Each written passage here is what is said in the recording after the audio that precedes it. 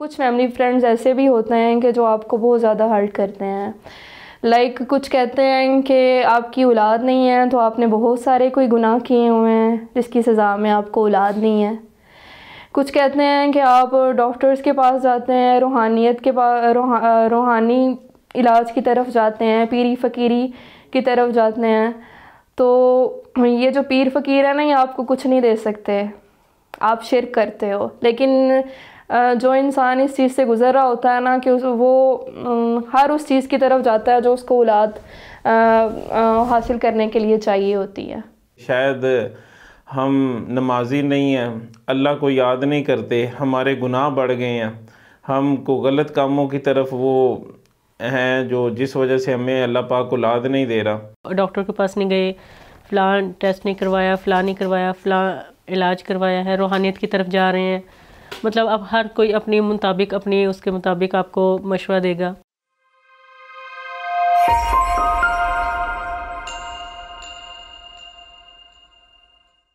اولاد کا نہ ہونا کسی بھی شادی شدہ جوڑے کے لیے افسردگی کا باعث تو ہو ہی سکتا ہے، لیکن ساتھ ہی ساتھ ایسے افراد کو معاشرے کے طرح طرح کے سوالات، تانوں اور مفت مشوروں کا بھی سامنا رہتا ہے. اولاد کی خواہش پاکستان میں مرد اور عورت کو ایلوپیتھک ڈاکٹر سے لے کر ہومیوپیتھک ڈاکٹرز، حکیموں سے لے کر عطائیوں، عاملوں اور پیر فقیروں کے دروازوں تک لے جاتی ہے. آج ہم عین مطابق میں اسی پر بات کریں گے. میں نے اللہ کے فضل و کرم سے ہیرے کا کشتہ بنایا 10 سال لگا کر، کوئی ماں کا لال نہیں بنا سکتا. اس کی وجہ یہ ہے بھانج پن کا کہ عورت کے مینسس وہ ٹھیک نہیں ہوتے، اور مرد جو ہے نا الزام عورت پہ لگاتا ہے کہ یہ یعنی بچے اس سے نہیں ہوتے، بیچاری عورت پریشان ہوتی. مرد کی وجہ یہ ہے کہ مرد کے جراثیم ہوتے ہیں، وہ جراثیم مرد کے ایک یہاں تھیلی ہے، وہ تھیلی میں زہر پھیل جاتی ہے.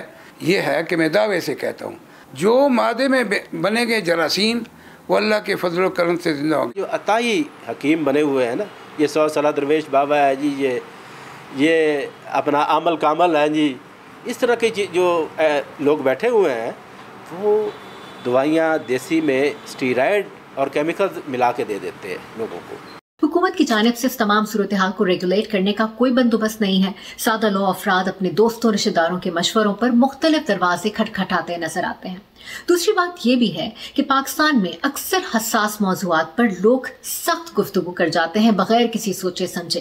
کبھی آپ نے سوچا ہے کہ ایک ایسا جوڑا جو کہ پہلی اولاد نہ ہونے کی وجہ سے افسردہ ہے، اس کو معاشرے میں کیسی کیسی باتیں سننے ملتی ہیں؟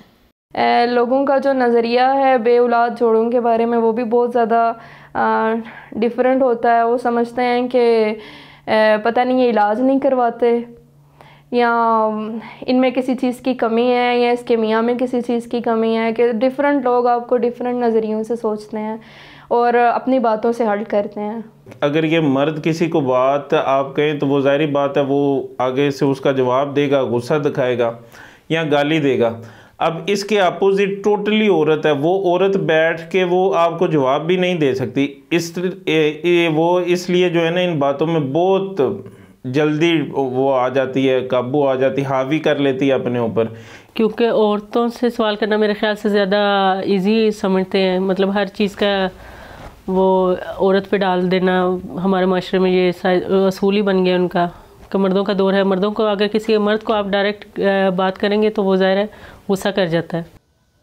اب بانجھ پن دراصل ہے کیا یہ بھی جانتے ہیں، اور یہ بھی کہ یہ کیسے طے ہوتا ہے کہ کوئی مرد یا عورت انفرٹل ہے.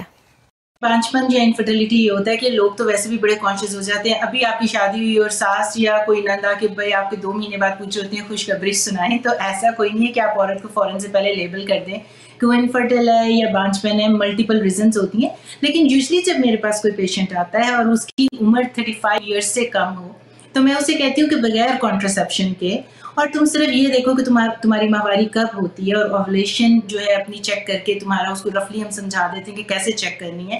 تو 1 سال تک کے لیے ٹرائی کرو اگر 35 سال سے اس کی ایج کم ہے، اور اگر 1 سال وہ ٹرائی کرتی ہے اور نہیں ہوتا تو پھر اسپیشلسٹ کو دیکھو اور باقاعدہ انفرٹیلٹی کی ٹیسٹنگ اور پھر اس کے بعد شاید ٹریٹمنٹ بھی لینی پڑے. لیکن اگر وہ 35 ایئرس سے زیادہ اس کی ایج ہے، یا چلو اس کی شادی بعد میں ہوئی یا پھر اس کی ایج ہی 35 سے زیادہ ہے، تو آپ کی جو ایگ ہوتے ہیں اس کی کوانٹٹی اور کوالٹی 35 کے بعد بہت تھوڑی سی افیکٹ ہونا شروع ہو جاتی ہے. تو اس لیے ہم 1 سال کا انتظار نہیں کرتے. میں اس کو یوزلی کہہ دیتی ہوں کہ 6 مہینے ٹرائی کرو, اور اگر نہیں ہوتا تو پھر اسپیشلسٹ کے پاس جاؤ, باقاعدہ ٹیسٹنگ کرواؤ, یا پھر شاید ٹریٹمنٹ کی بھی ضرورت پڑ جائے. ڈپینڈنگ آن دا ایج ہم ان کو سمجھاتے ہیں. بانجھپن کا علاج کئی عوامل پر منحصر ہوتا ہے, اور اس میں ایک مردوں کا رویہ بھی ہے. جو ہمارے ملک کے آدمی ہیں وہ بہت دیر سے انوالو ہوتے ہیں سارے ٹریٹمنٹ میں, اور اکثر وہ اینڈ تک بھی انوالو نہیں ہوتے. وہ اپنے سپرمز کو سمجھتے ہیں کہ یہ بالکل ٹھیک ہیں, اور ان کا کئی دفعہ بہت بڑا مسئلہ ہوتا ہے, اور وہ کبھی اپنا ٹیسٹ نہیں کرواتے. سب سے پہلے عورت کی جو ٹیسٹنگ ہوتی ہے بڑی اگریسو ہوتی ہے, تو اس سے پہلے میں بلکہ کہتی ہوں کہ اپنے میاں کا جو ہے ٹیسٹ بڑا آسانی کے ساتھ ہو جاتا ہے, اس کو پہلے ٹیسٹ کے لیے بھیجو تاکہ پتہ چل جائے کہ اس کے اندر سب کچھ ٹھیک ہے کہ نہیں, معاملہ ٹھیک چل رہا ہے کہ نہیں. تو آدمیوں کے اندر بھی ہوتی ہے, اور ہمارے تو آپ کو پتہ ہے کمیونٹی اور سوسائٹی میں, اور خاص طور پہ پاکستان کے اندر آدمی جو ہوتے ہیں وہ بڑے غیرت میں, وہ نہیں میرے اندر کوئی مسئلہ ہی نہیں ہے, ہم سارا وقت جو ہے پیسے عورت پہ, اور ساری ٹیسٹنگ بھی عورت پہ, ساری تکلیفیں بھی عورت کے اوپر, لیکن مسئلہ اینڈ میں بندے کا نکل آتا ہے. بہت سی خواتین جو ہیں ان کے گھر میں ایسا پیٹریارکل سسٹم ہوتا ہے کہ وہ چاہیں بھی تو آدمیوں کو لے کر ہاسپٹل میں نہیں آ سکتی ہیں, اور آدمیوں کو یہ بتانا کہ ان کا ٹیسٹ ہونا ہے it's like very very big thing in Pakistan. اکثر تو آپ کو ایک اسٹریٹ جواب آتا ہے کہ نہیں جی وہ بالکل ٹھیک ہیں اور وہ ٹیسٹ نہیں کروائیں گے. پاکستان میں بہت سے مردوں کے لیے یہ انا کا مسئلہ بھی ہے. ان کے لیے یہ تصور ہے کہ ان کے ساتھ کوئی طبی مسئلہ ہو سکتا ہے ناقابل قبول ہے. لیکن جس طرح 5 انگلیاں برابر نہیں ہوتی, اسی طرح ہر مرد بھی اسے انا کا مسئلہ نہیں بناتا. سرگودا کے نواحی علاقے سے ایک ایسی شخصیت ٹکا خان نے ہمیں یہ پیغام ریکارڈ کر کے بھیجا ہے. 2004 میں میری شادی ہوئی, اور اس کے بعد پھر کافی عرصہ اولاد نہ ہوئی, تو میں کافی جگہ پہ گیا, حکیم لوگوں کے پاس, ڈاکٹر کے پاس, لیکن علاج معالجہ چلتا رہا, لیکن مجھے اولاد جیسی نعمت عطا نہ ہوئی. مجھے پتہ چلا کہ ہمارے شہر میں ڈاکٹر سعیدہ شاہ نواز صاحب ہیں, تو میں پھر ان کے پاس چلا گیا.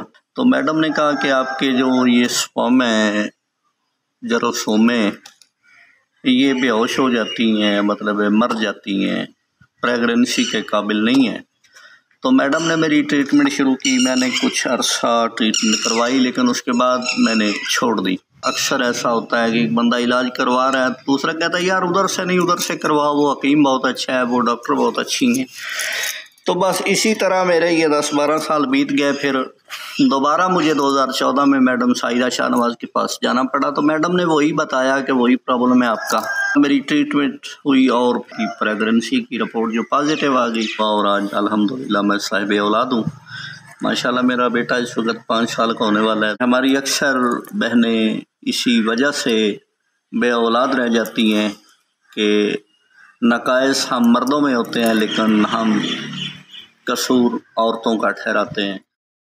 انفرٹیلٹی کے مختلف علاج موجود ہیں, لیکن اس کے لیے کسی اسپیشلسٹ کے پاس پہنچنے سے پہلے ضروری ہے کہ آپ اپنی گائنوکالوجسٹ سے رابطہ کریں. بیسک جو ساری ٹریٹمنٹ اور ایویلویشن ہوتی ہے وہ تو سارا آپ کا گائنوکالوجسٹ کرتا ہے. وہ آپ کی ساری بیسک ایویلویشن کر سکتا ہے, آپ کی پوری ہسٹری, فزیکل, کروموزومز اگر کوئی مسئلہ ہے دیکھ کے, ہسٹری کے پرائمری فرٹیلیٹی ہے یا سیکنڈری ہے. اس کے بعد وہ آپ کی ٹیوبس کی ٹیسٹنگ کہ آپ کی ٹیوبس کھلے ہوئے ہیں کہ نہیں, ہسبینڈ کا سیمن انالیسس, یہ ساری چیزیں جو ہیں آپ کو اس کے لیے اسپیشلسٹ کے پاس جانے کی ضرورت نہیں ہے, کیونکہ خاص طور اس کنٹری پہ تو جو انشورنس کور بھی نہیں کرتی انفرٹیلٹی وغیرہ, تو یہ سارا بہت مہنگا جو ہوتا ہے ٹریٹمنٹ ہوتا ہے. تو پہلے تو آپ اپنے گائنوکالوجسٹ کے پاس جائیں, ساری بیسک ایویلویشن تو وہ کر دے گا. اس کے بعد جو ہے اگر اسے لگا کہ بھئی یہ بہت ہی انیشیل سٹیجز میں ہے اور کوئی بہت بڑا مسئلہ نہیں چل رہا, جیسا پولیسسٹک اوویرین سنڈروم میں آپ کی ماہواری ریگولر نہیں ہوتی, تو عورت کو کبھی کبھی یہ بھی نہیں پتا ہوتا کہ اس کا انڈا یا ایگ بن کب رہا ہے, اس کو اپنے ہسبینڈ کے ساتھ ملاپ کب کرنا چاہیے.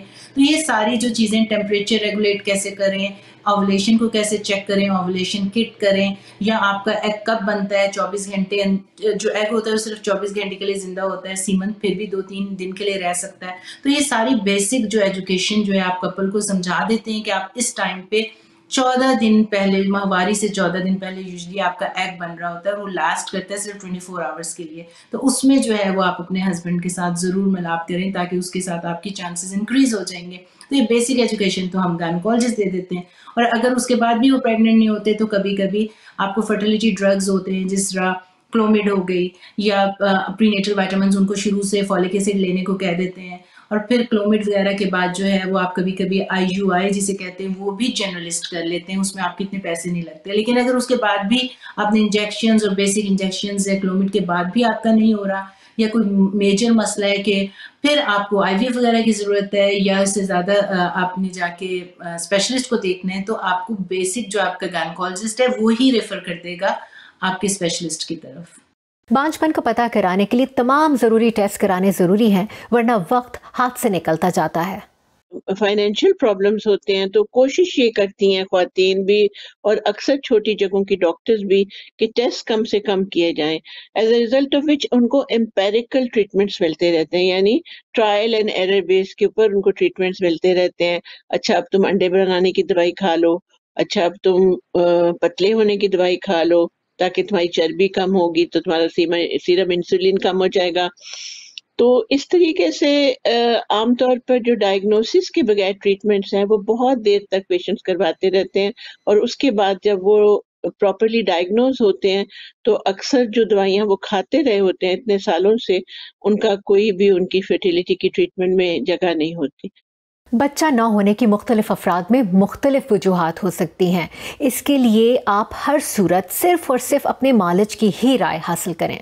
ये अक्सर देखा गया है कि एक पेशेंट जो है उसको किसी एक अच्छे डॉक्टर ने कोई भी ट्रीटमेंट लिख कर दिया है तो वो पेशेंट अपने किसी रिश्तेदार को या अपनी फ्रेंड्स को या अपने नेबर्स को खुद ही वही ट्रीटमेंट्स लेने की सजेशंस दे देती हैं और वो ट्रीटमेंट्स शुरू भी कर देते हैं, और अक्सर वो कई दफ़ा कई साइकिल क्लोमिड के या लेट्राजोल के लेकर आती हैं, और वो पता ये चलता है कि जो उनके हमसाई ने या किसी फ्रेंड ने ये बताया उनको।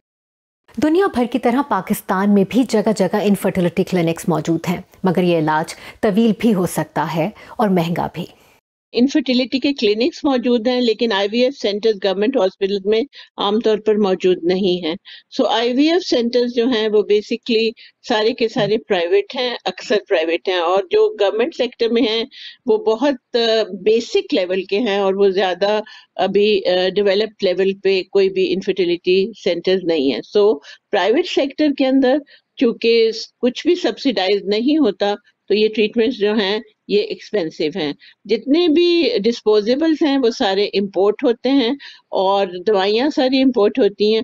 सो अगर आप सिर्फ ट्रीटमेंट साइकिल्स की बात करें तो जिस पेशेंट को कोई भी प्रोसीजर नहीं हो रहा और सिर्फ ट्रीटमेंट मिल रही है तो वो भी हजारों में बात चली जाती है पर मंथ।